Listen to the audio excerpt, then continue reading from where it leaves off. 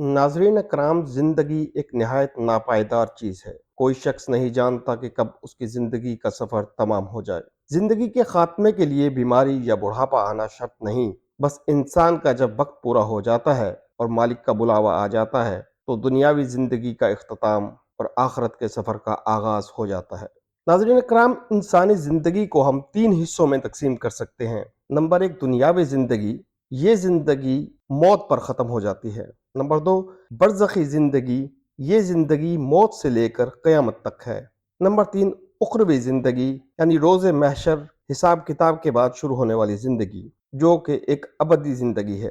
रब करीम और हमारे आका नबी करीम सल्लल्लाहु अलैहि वसल्लम ने आने वाली तमाम ज़िंदगी के सवालात और जवाबात बता दिए हैं, या यूं कह लें कि तमाम पर्चा आउट कर दिया है। इंसान की मौत के बाद सबसे पहली मंजिल कब्र है, जिसके बारे में नबी करीम सल्लल्लाहु अलैहि वसल्लम ने फरमाया कि कब्र या तो जन्नत के बागों में से एक बाग है या दोज़ख के गढ़ों में से एक गड्ढा।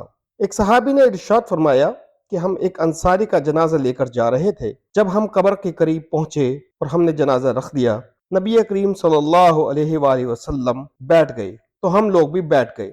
आपके हाथ में एक लकड़ी थी जिससे आप जमीन कुरेद रहे थे।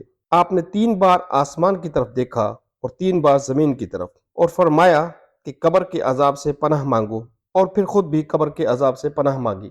आप सल्लल्लाहु अलैहि वसल्लम ने फरमाया कि मैयत के साथ 3 चीजें जाती हैं, 2 चीजें वापस आ जाती हैं और एक चीज उसके साथ जाती है। 2 चीजों से मुराद का माल और अहलो अयाल हैं, और जो चीज उसके साथ जाएगी वो उसके आमाल हैं। जरा कब्र का तसव्वुर करें कि किसी तंगो तारीक जगह पर, जिसमें हर तरफ वहशत है और इस हालत में कोई भी मददगार नहीं।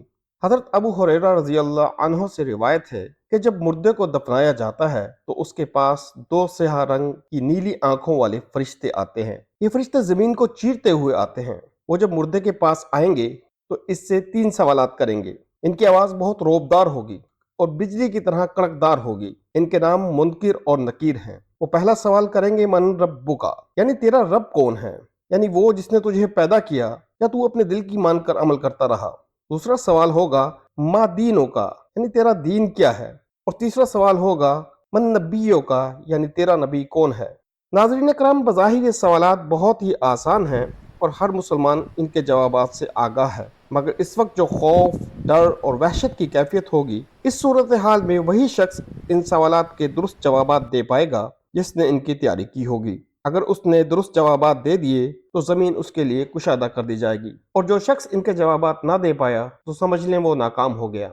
इनके लिए जमीन से कहा जाएगा कि सुकड़ जा, तो जमीन सुकड़ जाएगी और उसके दोनों पहलू एक दूसरे में पेवस्त हो जाएंगे। जरा तसव्वुर करें कि ये कितना कर्बनाक तकलीफ दे मंजर होगा। मुर्दा निहायत सख्त अजाब में मुब्तला है, मगर उसका माल, उसके अहलो अयाल, जिनके लिए वो याद इलाही से गाफिल रहा, कुछ भी काम नहीं आएंगे। वो बेयारो मददगार होगा। एक बार नबी करीम सल्लल्लाहु अलैहि वसल्लम 2 कब्रों के पास से गुजरे तो आपने फरमाया कि इन दोनों कब्रों में अजाब हो रहा है, और ये अजाब किसी बड़े गुनाह की बुनियाद पर नहीं, बल्कि इनमें से एक चुगली खाता था और दूसरा पेशाब के छींटों से एहतियात नहीं करता था।